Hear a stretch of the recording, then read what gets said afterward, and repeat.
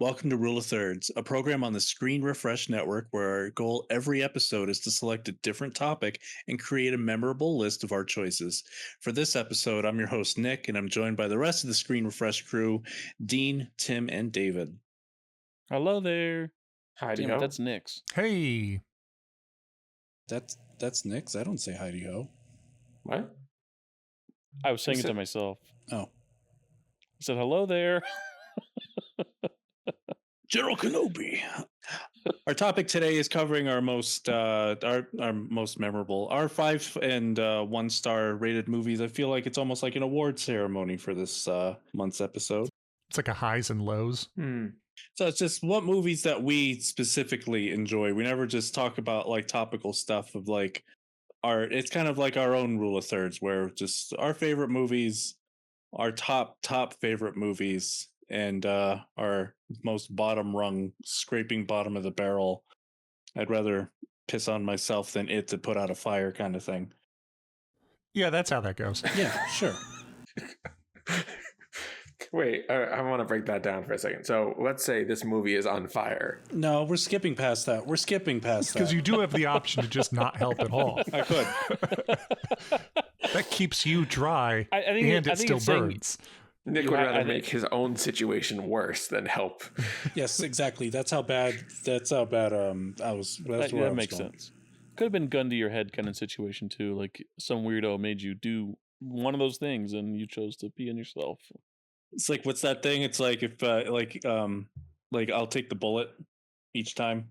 Like if I had a choice between like the hell's that? Like fluff versus anything else, I'm like, I'll take the bullet. I don't want fluff on my sandwich, thank you. I love fluff. Man, he hates fluff. Can't stand it. Nope. 1 star. Get out. So I don't think I've had so few opportunities to have fluff. I was not a kid who was offered fluff as a. Wait, what is it? Like peanut butter and jelly versus like fluff and jelly or fluff and peanut Fluff or Fluff and nutter. peanut butter. Fluff or nutter. Yeah. I knew someone in elementary school whose parents gave them like Nutella fluff sandwiches. Damn. Different. That's- That's a little that's different. just really sweet. Yeah. Dessert sandwich. That's It's really not a main course lunch kind of thing. I have my. Do we just want to do the 5-star and the 1 star at once? Sure. I'll start with my 1 star. I know we try not to be negative, and it's usually if it's stuff that we don't like, we just don't choose it. So my 1 star is something that I just really don't understand the appeal of.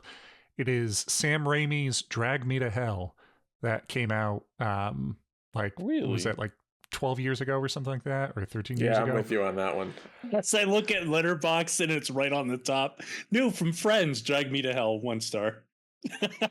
Yeah, because we just got done doing, which by the time this episode of Rule of Thirds come out, it'll be last month, but we had just recorded last night the Don't Open This Podcast 31 Days of Terror, where we do a movie for every night. And one of the movies that my co-hosts pick was Drag Me to Hell.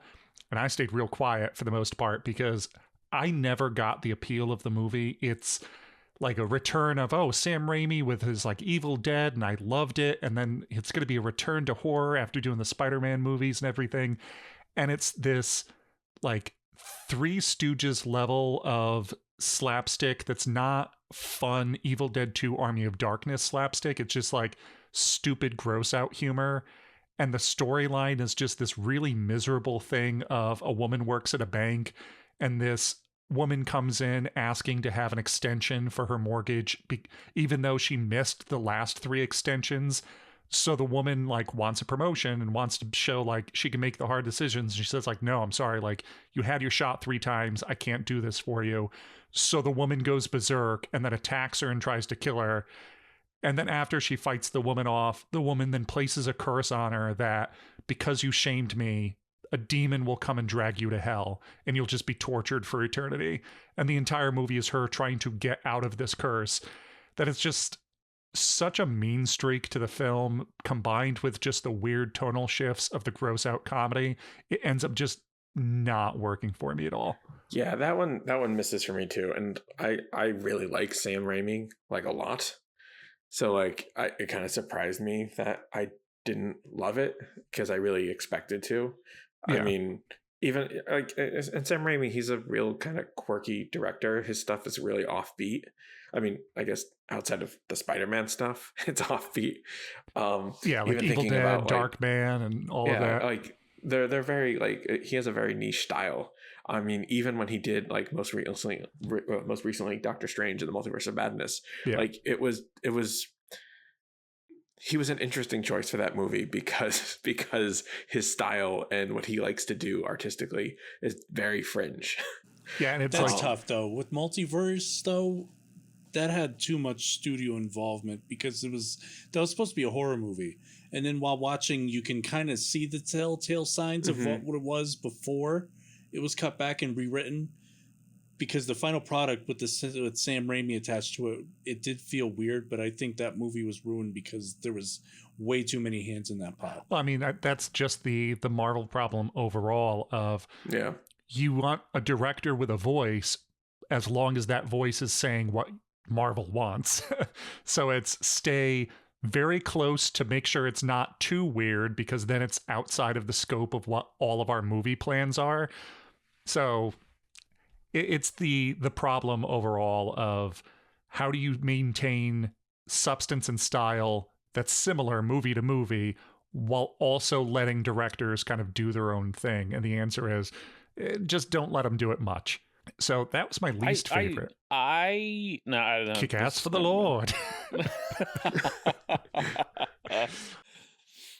I had nothing really to add. I just going to say I saw it once in a theater when it came out, and I didn't think it was that bad, but I haven't seen it since. So maybe I change. Maybe my tone would change on it. I'm just so happy. Long too. They featured Turkey Hill ice cream in the movie, and my parents worked for Turkey Hill, so I was like, oh, that's cool. Maybe I'm just biased. One product placement. Dean's like, I'm all in. Eat Turkey Hill ice cream. Get dragged to hell with flavor. With flavor. So that's my 1 star, but my 5 star is a film that I absolutely adore. If you guys haven't seen it, I know we've talked about it before, but you should check it out. It is Joe Dante's Matinee with John Goodman and Omri Katz, and damn, it is. Usually it's floating as tied for my favorite movie of all time. The whole thing is this throwback film of, it takes place in like I think it was the 60s or maybe the 50s. It's during the time where I think it's during the war with Cuba, or like the simmering situation down in Cuba off of Florida. But the whole thing is a director very like William Castle, who was known for a lot of like B-movie flicks and things like that, with all of these really inventive theater gimmicks. John Goodman plays a version of that, who then goes to this town to help push his new movie, Mant, about a man that becomes an ant creature. And he's setting up all of these gimmicks in this theater, and it's all of the disruption that's caused in this town of people currently worrying about what's going on with like the army and the things at the army base and everything that's off the coast, but also then the hysteria that's happening of like, oh my God, we have a horror movie in town, and all of these things of, well, you shouldn't go to that. Well, it's enjoyable. And then all like everybody it's like a small town situation of, you have the people that are very against it and protesting, and then the people that are going to it. And I love the idea that this movie sets up of just a love of movies in general. It's really just a love letter to why we like films and why we like horror movies specifically, because he ends up explaining during this of, why do you go see a scary movie? You see a scary movie because we think back to the days of like the like Neanderthals and the saber-toothed tiger, and he sees one, and it's the scariest thing he's ever seen. So he goes home and he draws this on a cave wall, and he tells the story and he explains it to people. And every single time, maybe the teeth are a little bit bigger than it was, and the face is a little bit scarier, and it's terrifying. And then when it's done, everybody breathes a sigh of relief of, I wasn't in danger. I made it through. I'm out of this. And that's why everybody loves these movies. So if you love movies, if you just enjoy John Goodman, if you like Joe Dante films, check out Matinee. It is one of the greats. You mentioned it a lot. I really should get around to watching it at some point. I'm sure we'll do it on an actual. Yeah, we'll do it on an Episode, episode for sure. That's definitely in my bank of Blockbuster video rental covers that I would walk by and look at and be like, I wonder what that's about. As a kid, like that picture of John Goodman just sticks in my head. That's funny. I don't remember hearing you talk about that one. I might have missed out on it. Yeah, so at some point we'll do it as an actual movie, and then you guys get to watch it. But Dean, you saw Cinema Paradiso? I did see Cinema Paradiso, yes. So kind of like how that movie... Which I really liked. Yeah, like how that movie really is a movie for movie lovers of this is why you like this craft, this is why you appreciate this is why the theater is important to us growing up. Matinee is a similar feeling like that.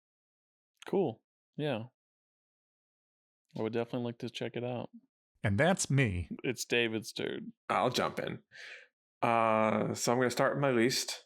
I don't know. This might not a hot take, but a controversial pick, maybe. Also, you're usually not a negative person. I try not to be. I used to be a real negative, judgy person, and I'm really trying my best. Is this about Heavy Rain? Older. And I also say Heavy Rain 1-star movie. Just on top of it. It's like, wait, just to really needle in that it's still not a game. No, it's not. So my 1-star is The Dark Knight Rises. The third installment of That's not a hot take, David. But for the third installment of the Christian Bale Batman series. I think the hotter take is that I like that one better than Dark Knight. That's the hot take. I mean, I think David out here scale, serving room temperature takes. I mean, on a full scale, like I didn't like the Christian Bale Batmans very much, but The Dark Knight Rises was a real like low point for me because I very rarely will turn a movie off.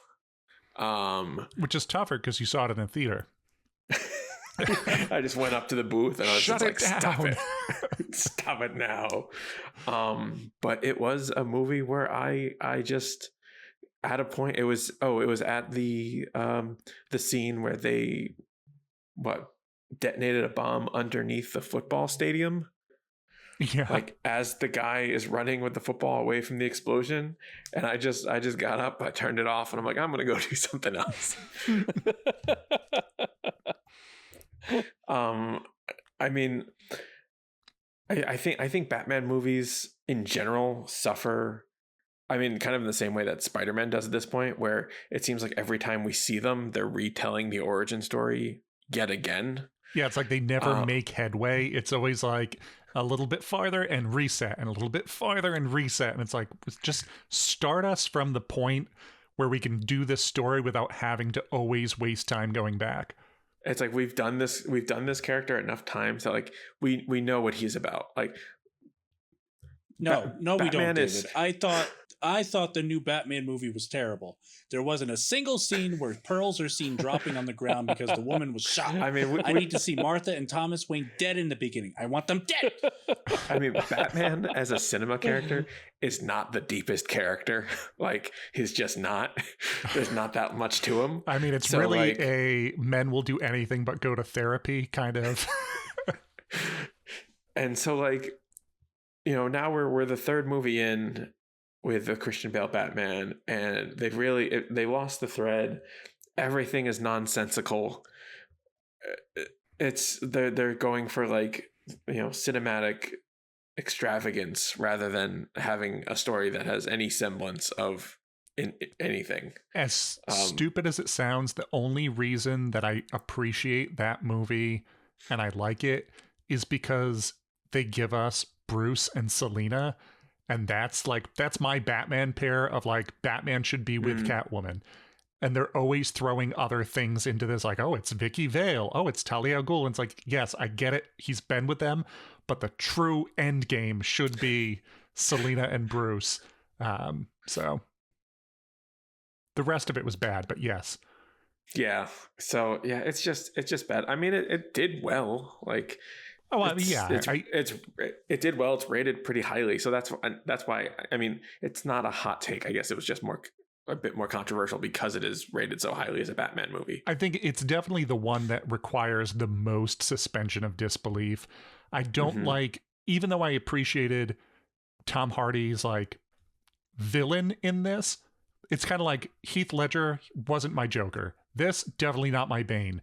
Bane was such a great character in the comics of this like actual criminal mastermind who was like a step ahead and released the villains to wear down Batman, and then when he was at his lowest shows up at his house to break his back.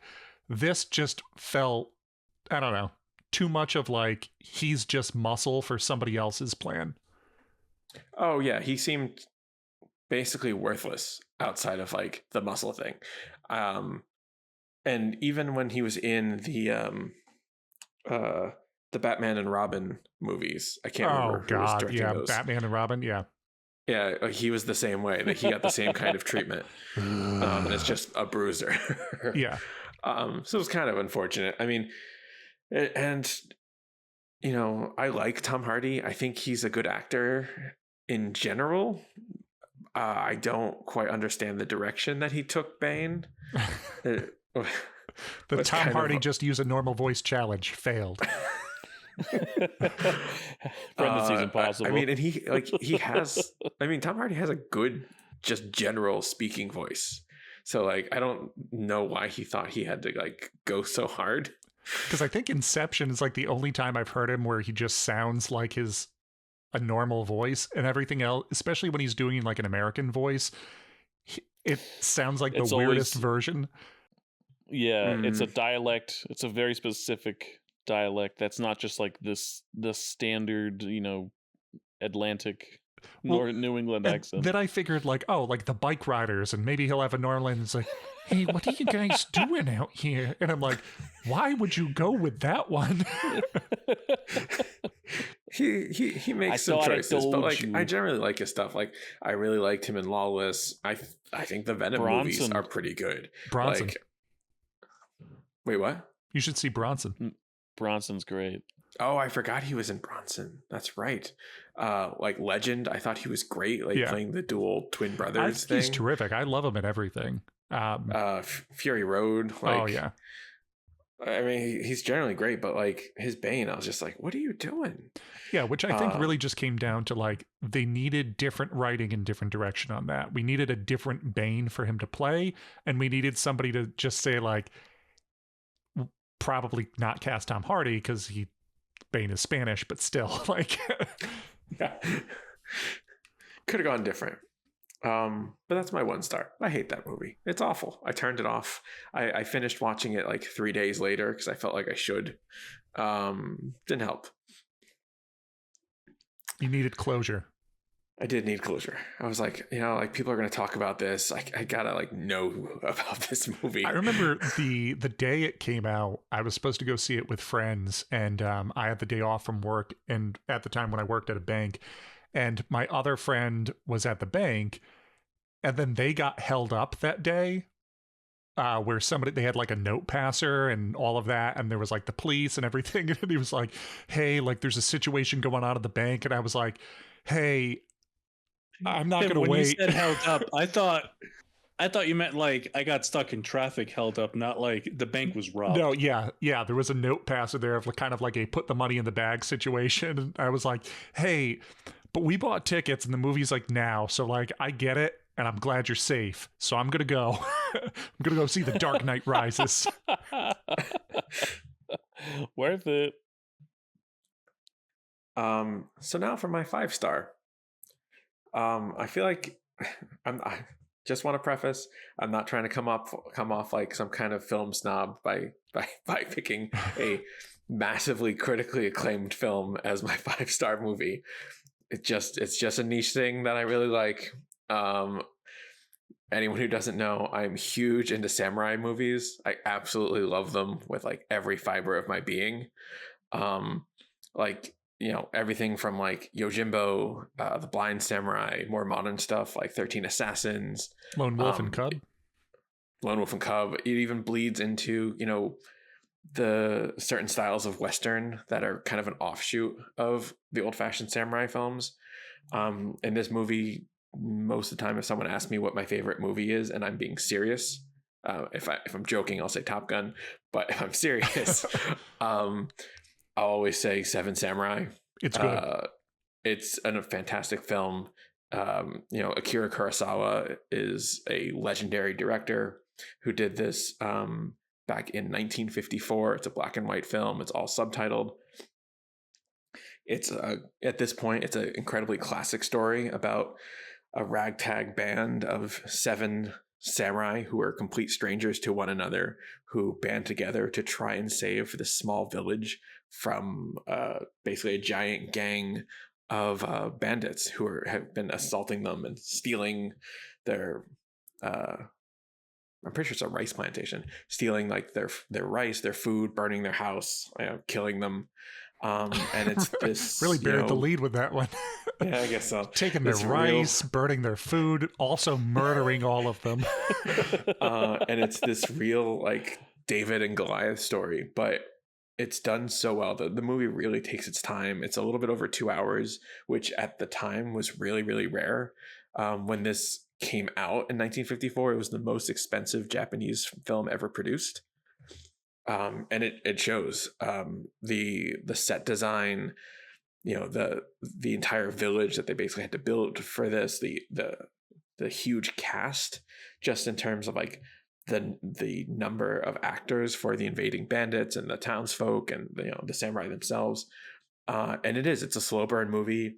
You get to know each individual character incredibly well, because they do give you this, probably the first hour of this, like, they don't montage it, but like the recruitment of putting the gang together of the 7 samurai and getting to know them and their individual quirks, that, as the movie goes on and they slowly get taken out one by one as they're defending the village, you really feel for them, because their characters are so well defined, and their like quirks and their gimmicks about them are like so top of mind that you really like, you're like, oh man, I really liked him, like, that sucks. So you get this real connection with them, and it's funny because I'm gonna say I love Toshiro Mifune. Yeah, right. He doesn't even know who that is.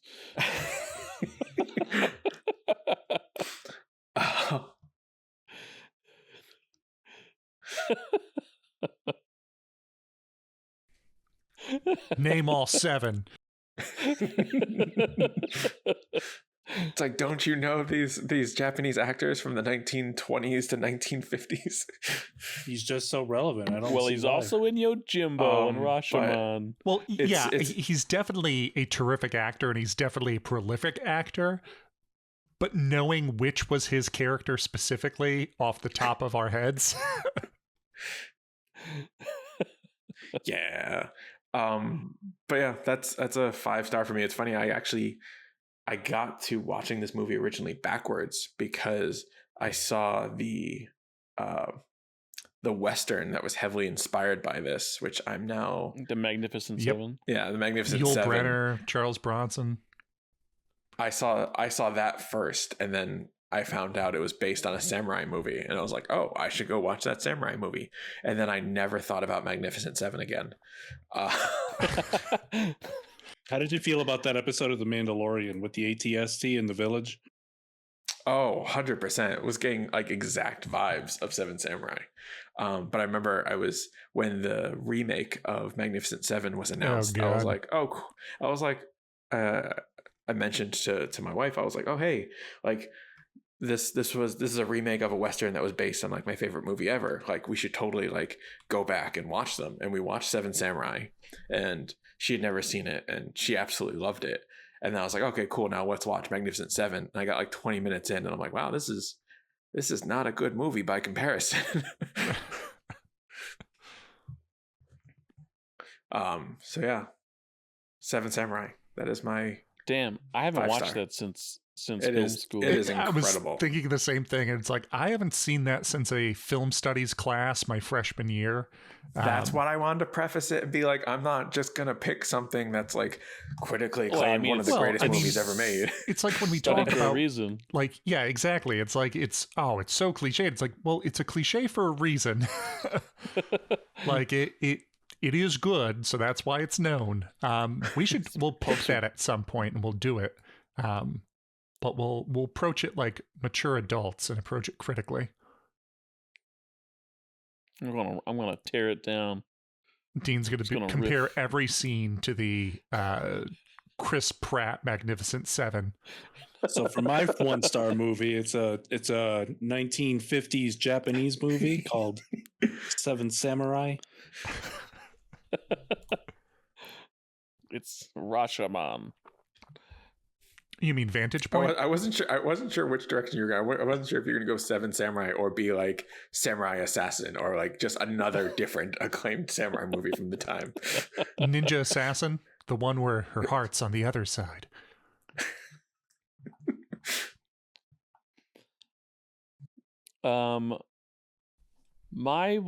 It's actually kind of hard for me to choose a 1-star movie. I know I've seen plenty What does that of say about your schlock. taste? No, I just mean like trying to think of something that really impacted me that way, and it took me a little bit to get around to it, but I finally settled on Jurassic World: Fallen Kingdom.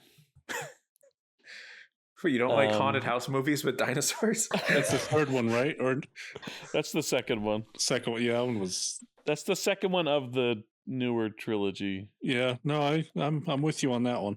Oh wait, I maybe really I'm thinking of couldn't. the third one then. Actually, That's Dominion, where they bring everyone back. yeah. I don't know if the fact that everyone coming back made me like that one. I mean, not that I liked it more than the second one. The problem is, I can't even remember. I don't remember shit about the second one. I think that's why I just think that's a 1-star movie to me. Like, well, the thing I remember most about it is the what is it? Indoraptor? I forget what it was called. Mm-hmm. Where the Indoraptor plays dead and fakes out the guy that's in the cage with him, but then he looks at the camera and essentially smiles and winks like, "I'm alive, everybody," and then proceeds to kill the guy in the cage with him. I need to see this. I mean, that movie opens with the destruction of the island, right? Is that where the island gets destroyed in the beginning? Yeah, and they grab all the fucking dinosaurs from it and shit, and Yeah, but then then the rest of it is just in that mansion, right? The whole movie is in that fucking house. Yeah, Wow. it had the worst end. Like what's his name, James Cromwell. He's like, "You're a bad man. I need you to call the police right now and turn yourself in." And the guy, instead of picking up the phone, you see him pick up a pillow and he smothers him afterward. Like, it was so terrible. I blended the second and third one into one movie in my brain. Might as well be. I just looked them up and I was like, wait, I thought that was the same movie. Wow. The third one is essentially really a sequel to the second one, whereas the first one I feel like stands more on its own. But yeah, it just I just couldn't get over that the whole thing. I know it's like, okay, let's try to do something different with these dinosaurs, and yes, I can buy that they would become a hot commodity now that the island is gone and people want their own dinosaurs, Teacup dinosaurs. But it just was just I don't know. I wasn't down for the story. And Well, the fact it's tough that it 'cause all it's like- happens in a house, I'm like, It's like Jaws, though, because you have an amazing premise for the first movie. It's amazing. How do you follow up with that? And I feel they've never successfully followed up in any of the movies that they've made since. I feel like Jaws is the biggest disparity in quality from first to second in the history of cinema. No, the second's it's one of still good. oh yeah, second to third. Yeah, Yeah. you're right. The third I I would didn't agree. like. I know the revenge is bad, but I still like the revenge. Like for me, it's 1, 2, 4, 3. not counting Cruel Jaws, aka Jaws 5, the Italian knockoff. I have to see that now. Is that like Italian Spider-Man? What's a copyright? I'll give you the opening scene in Jaws: The Revenge. I think is actually a decent scene, even though it's funny that he seems to have a grudge against that family, the shark, but it's a decent opening scene. But Jurassic Park: Fallen Kingdom, yeah, I don't think there was anything redeeming in that movie for me. Especially because I just can't tell you much about it except the basic plot and that terrible, cheeky dinosaur moments. Yeah, I didn't like the fan service in that movie. It tried way too hard, and the second and third one were they kind of got progressively worse. I guess you might call me cheap, but I don't care. My 5-star movie is 1993's Jurassic Park. I see what you did. You made a theme about We're it. all shocked. It's the alpha and omega of the franchise in terms of quality. I mean, the first Jurassic Park, obviously it's a landmark film. I always refer to it as my Star Wars because I didn't seek Star Wars out, and I came from a small town, and the chances were that nobody really was into Star Wars, and nobody showed it to me, and I didn't discover that as a kid. So Jurassic Park was that for me. I saw it on my 7th birthday, like on the day, and I was already way into dinosaurs at that age. I think most kids start learning about dinosaurs around kindergarten and 1st grade, and that's where I was. That's where I started loving dinosaurs, and then that movie coming out was like it was all a perfect storm for me personally to see that movie and like have it cemented as one of my favorites of all time. So I think everything about the movie really just works. I mean, it's a perfect Spielberg. film. It's Spielberg at firing on all cylinders as far as, and I think it looks awesome too. Like Dean Cundey shot it. I don't know how much stuff he did with Dean Cundey. Dean Cundey, the cinematographer for The Parent Trap. The Parent Trap and Halloween. Oh yeah, and all the John Carpenter films. It blew my mind when I saw Parent Trap for the first time, and it's like shot by Dean Cundey, and I was like, "Wait, what?" And Roadhouse, that was a shock to me when I didn't know that until we did it for the show. But the script is good. I mean, the source material is awesome. Like, I mean, shout outs to Michael Crichton, who for a while there was basically giving Steven Spielberg all of his hits. He was like essentially writing scripts in like not formatting it, but I mean it's like these could all be movies. Like take any one of his books, you could turn it into a film. Now with the deviation from the original book, do you think there will ever be a better Jurassic Park film that adheres closer, or do you think it works best with the 1993 one because it wasn't identical? Like the changes they made it better. Yeah, it's been a long time since I read the book, but I mean, Crichton himself is just once I saw the movie first. I didn't read the books till much, much later in my life, actually. But then I was probably like 19, 20, 21, something like that, or maybe even younger. But I went on a deep dive and just like read every Crichton, and just like his writing style was just, I don't know, I really liked it. And he's so scientific, and like lots of stuff that he writes, like he researches a lot of science and like makes it very integral to the story.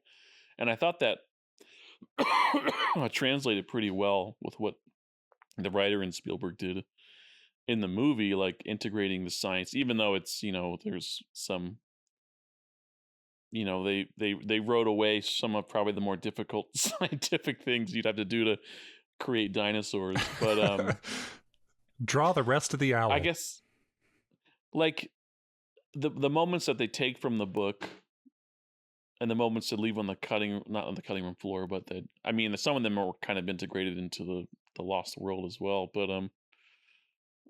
it's like it's much more of an adult book, and the movie's PG-13, but the book is more adult in, I guess, tone and style. But it's hard to say that you could make it better if you're like trying to adhere more. It'd be more of a series, I guess, if you really want to stick hardcore to the book, like a mini series for the first and second You book. know, for you not being a horror person, that's a horror novel. Yeah, it's a monster movie. I mean, it's a monster movie that's toned down, really. I guess you could say, with trying to make it more palatable, family friendly. I guess. I mean, but a T-Rex is a you can giant see elements monster. of it in the so movie. David Yeah. would say this is a kaiju film. I mean, it could be. I mean, there's definitely moments. The T-Rex barely was honestly even in the book. It was the raptors that was the real like slasher kind of feel to it. Well, I feel like, I mean, even in the movie, the raptors got the most kills. Yeah, I think that's right. Yeah, the T-Rex only has a kill count of 1. Yeah. I would argue that the T-Rex breakout scene is up there with, like, I think in cinema history, maybe say top 10 scenes. Oh, absolutely. Cinema history. Like, yeah, that's just an achievement in itself, is that whole sequence. Like, that movie just puts it on the pedestal for all time for me. But the casting is great. Everybody is so interesting. The dinosaurs account for, what do they say, 15 minutes of screen time? Mm-hmm. But the rest of it's so engaging and to me interesting that it's like, that's why it works. Yeah. It works outside of the dinosaurs too. And it's not like it was great for its time. It's just great. Like when we were talking about when they did the re-release and we saw it in theaters again, it was, this is still terrific. Like everything looks amazing. Like everything hits where it needs to hit. Like still terrific. I mean, that's the thing, right, with practical effects. Like a practical effect done really, really well, or animatronics done really, really well in like the early 90s is still going to look just as good. Like, well, the thing though is even blend. the CGI still holds up. That's true. There was some, yeah. There's some shots, sure, that its age is finally starting to show, but with the lack of technology they had back then, they knew how to play to their strengths and to hide what they couldn't do. And there's that, what is it? Corridor Crew covers the entire movie. And it's just, they see how, even though this movie is pushing, 30 years old, it looks better than a lot of the stuff that comes out today. Yeah, they really found the magic formula in their blending of practical and computer imagery, influenced by Phil Tippett. Yeah, we could talk. I mean, any of these 5-star movies we're talking about they're going to be talked about at some point in the future. But, it's like, when are we going to pick these 5-star movies that we so-called love? They just require a lot of care, consideration. I've been wanting to do Jurassic Park this year. But, I know. It just needs its room to really be showcased and presented. We'll just keep edging with our 5-star picks. All right, Nick, do your stuff. So I've been browsing my letterbox for a while, trying to figure out what exactly I'm going to say for my 1-star. And there's a few that I wanted to talk about, but just I shut off either like halfway at some point, or I fell asleep through it in theaters where I can't talk about it because I don't know what the hell goes on in the movie to actually discuss it. So the only thing that truly comes to mind that I can give a true 1-star review, or in this case a half-star, because you can't get any lower than that on Letterboxd without actually giving it a rank, and that's going to be the movie The Strangers with Liv Tyler and Scott Speedman. Yeah, I could not It's just that one scene that kills me when the house is dead silent. The best friend runs over frantically trying to find his friends, and he's yelling for them. He turns a corner, and then his best friend shoots him in the stomach with a shotgun. It's like, oh, I didn't hear you. Like, how did you not hear this man? He was screaming for you the second he walked in the house. I don't understand how you could have possibly goofed on this. Why'd you keep hitting me? I was screaming, it's John. There could be a burglar named John.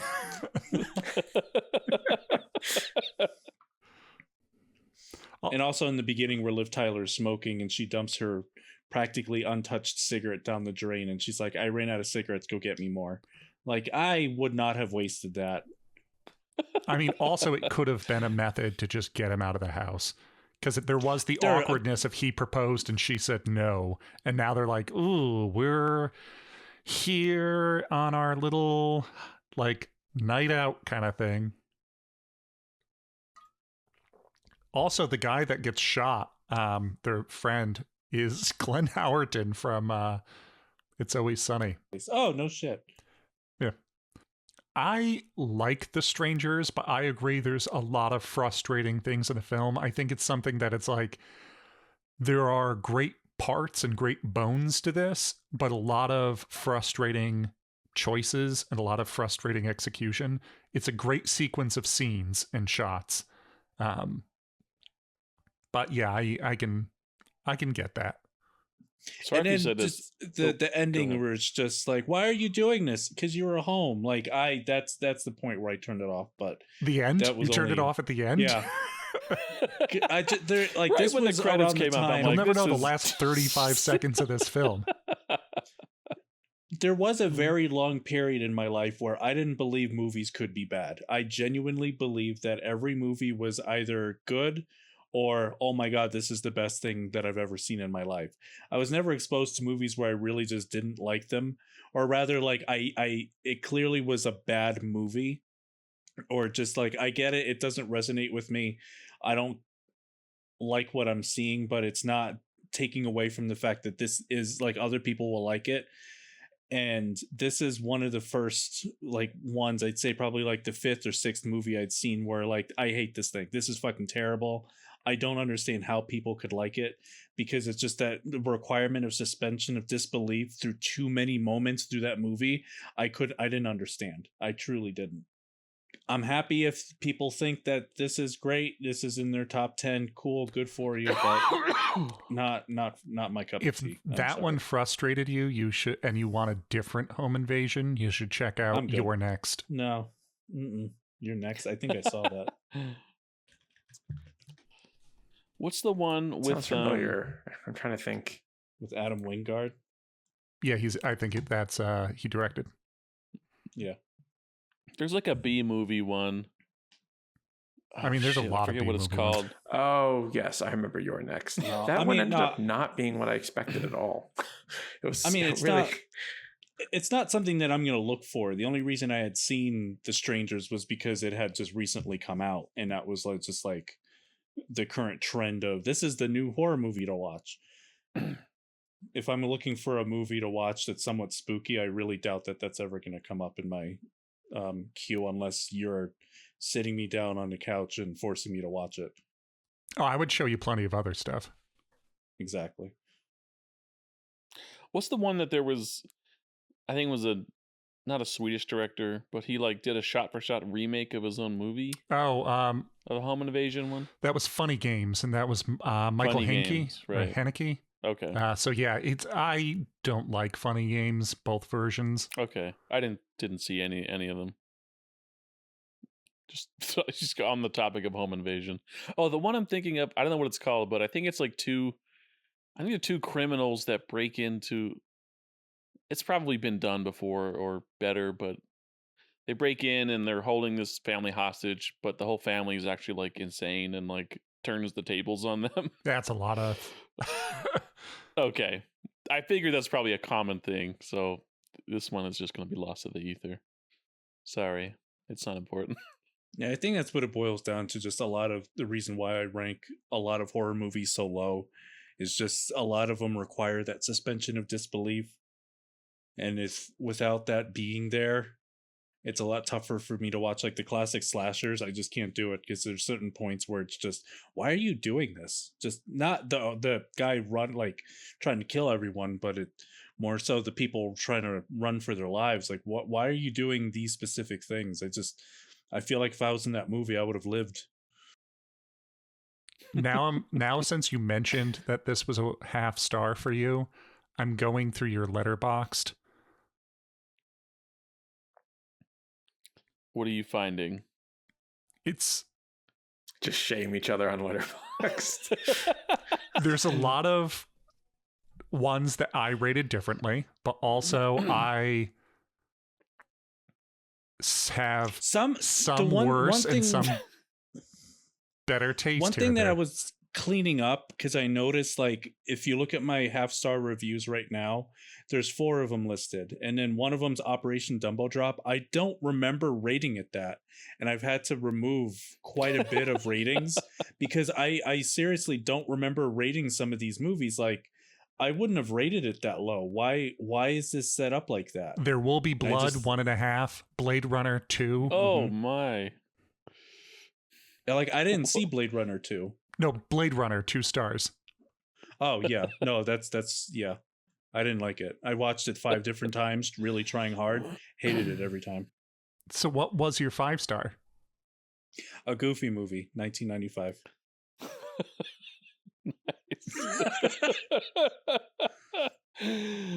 To stand up. Yeah. What? What? No. This isn't some pretentious film review thing. This is my personal, like, one of the best movies I've of all never time seen for me. it, so you should pick it at some Wait, point you've so I never watch seen it. it? Yeah, I've never seen it. It's phenomenal. Yeah. I One of the remember liking comments it. I just for haven't this- seen it in a long time. One of the comments for this, on the open road walk so another day of sun from La La Land could run.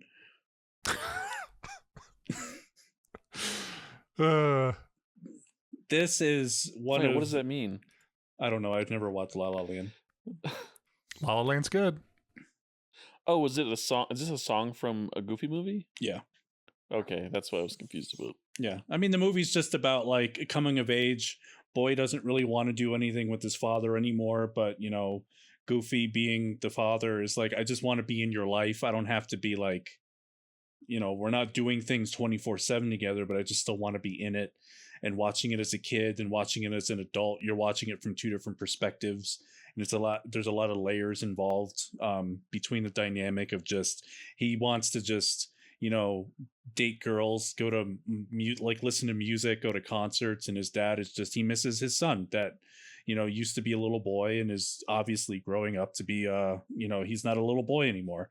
And it's that kind of relationship that gets explored through the entire movie, aside from it having a fucking banger soundtrack, with Powerline still being like the fictional band that Max listens to through the movie is people wish were real. I think this was during a time where kids' movies can do like these heartfelt things that like tugged on our heartstrings, but not in a predatory way, where nowadays it's like Pixar and Disney are making scripts specifically to just devastate people. Of like, you will be crying for 2 hours in this film. When I went to go see the new Beetlejuice, there was a Pixar trailer for this. What was it, the robot with the animals in the woods? And I'm not watching that. I was watching the trailer and I'm just like, oh God, they just want me to cry for 2.5 hours, don't they? It's almost like they consider it a success if people cry during the movie, as opposed to, hey, we want to get a theme or a message across, or we want you to like feel emotion, but like not with the goal of, let's try to ruin your day. Hi Dad Soup, baby. That's a gut punch in the movie. Yeah, it was. Oh, I don't know. Like, it has been a while since I've actually watched it, but it was one of the movies that was in constant rotation for me as a kid, next to Star Wars and Jurassic Park. I almost said Jurassic Park, but I talk about it enough, and I wanted Dean to have the spotlight with that one. But I mean, a Goofy movie, it seems like out of left field, but like as a millennial, especially, this one does kind of like, I didn't like a lot of the Muppet movies growing up. because I know Dave's like, what? No, it's like the Dark Crystal Son of a fucking bitch. never-ending story. You know, like fucking what's the other one from Dark Crystal? Labyrinth. You know, they're fucking scary. You know, like we just released the jump scare episode in October, and like honestly, those fit right up in there with them because it's like these are not meant to be scary, but they scared the shit out of me as a kid. I mean, Dark Crystal is in like the design of the bird creatures. Is fucking terrifying. Oh yeah. What is it? The Skeksis? And this is and this is one of the few movies where it really just it didn't have that. It didn't fill me with a sense of dread or anxiety. It's just like, oh, you want to hear a badass song by a fake band called Powerline? Here you go. Here's 2 of them for that matter. But what about an extremely goofy movie? Haven't seen that. Haven't seen that one because it doesn't follow this one nearly as much as I wanted it to, at least from what I've read and heard. So I skipped it. It's one of those like direct. I mean, this is a made-for-TV movie as it is. And the other one was straight to DVD kind of thing. The early Disney sequels weren't good, so I just kind of skipped it. I always think of this video I saw about his love interest, the kid's Max's love interest in the Goofy. Was it movie. Roxanne? It's kind of likening it to that like famous shot of Apocalypse and Rogue in the old X-Men 97 where she's like laying down and her ass is like popping up. It's like, why are they drawing them like that? Like trying to put me through puberty like early. It's like awakening these feelings in you. You see the way Roxanne's drawn. You're like, something's starting deep down inside. Dean, do you want to talk? You know what I mean. I mean, it's true that she definitely was an awakening for Why many. they draw her like that? I personally like the song "Stand Out," but "Eye to Eye" is the flagship. Flagship song. Is that the flagship? That's one? what everyone thinks about is "Eye to Eye." Damn, I think "Stand Out." Isn't Powerline really just like it's like Usher? I mean, not literally, but it's like it's not a band. Isn't it just like it's a guy, right? Tevin Campbell. Yeah, but it's like the equivalent of like liking a singer as opposed to like a band, I guess. Yeah. That was also my Santa Claus Isn't Real moment when I got the soundtrack and I saw that those 2 songs that I loved the most was sung by Tevin Campbell. I'm like, who the fuck is this? That should be an episode, favorite fictional bands. Ooh, that would be good. Write it down. No. December or January? January. It could be December. Could be December. It could be, but I was guess, like, something Christmassy in December, but, probably. Yeah. Favorite version of Santa Claus. Favorite non-denominational. Damn, you Christmas just figured movie. out our December episode.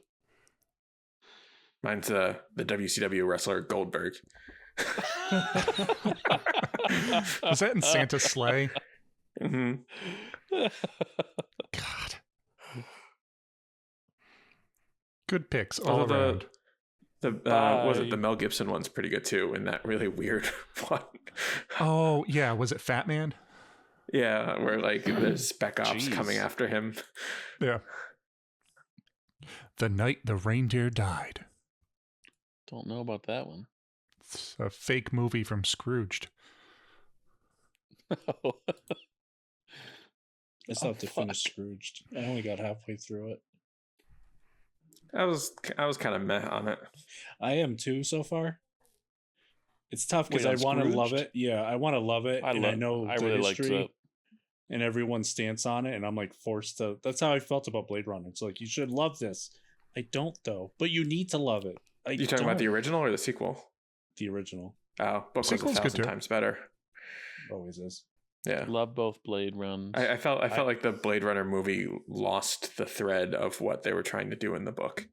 I mean, it's how I felt about Jurassic Park too. I mean, the book is. I love the movie, hands down, 5 out of 5. But the book is 10 out of 10. I sincerely love the book and recommend people actually reading it. It is different enough. The movie's different enough from the source material that you're not just reading a novelization of the movie. It's quite different. Yeah, I mean, I didn't do Android's Dream of Electric Sheep isn't even about the like blade running. in the androids. Well, that's what I was mad about in the movie. They didn't answer the question. Yeah, Wait, I didn't what? see a single blade being smuggled either.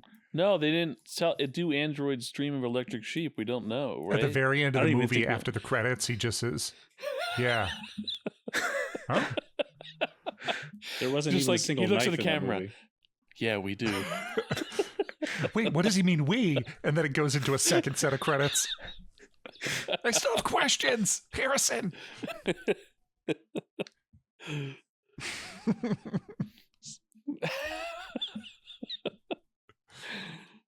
All right, so closing thoughts. Nah. Bye. I feel like at some point we're gonna have to do our 3 stars. It's like, what to you is a movie that's just kind of like, yeah, all right. What's a movie that you just go meh? Do you want to watch it? Do we have anything better? All right, fine. It'll be the movies that we liked only because it was constantly playing on TBS every afternoon we got home. Blank Man. Hey, Hey, Blank like Man was Blank pretty Man. good. I liked the Wayans brothers back then. yeah. I rewatched it recently too. I feel it's good satire for that genre of Batman, where it was Mhm. more campy and all that. Well, that concludes our episode of our 5 and 1-star picks. I know everyone says this, but likes and subscribing really helps the channel out. So if you like what you've heard, please drop a review, rating, and subscribe to us on Spotify, YouTube, and wherever you get your podcasts to help us out. You can find us on Instagram at Screen Refresh. Smash that like and subscribe button on YouTube at the Screen Refresh Network, or shoot us an email at screenrefresh@gmail.com so we can hear what your top 3 choices would be, or suggest other topics to make episodes on. So for Tim, David, and Dean, this is Nick. You take care of yourself, and you can catch us next on Rule of Thirds, airing every 3rd Monday of the month, and also our sister podcast, Don't Open This Podcast, every 2nd and 4th Monday of the month.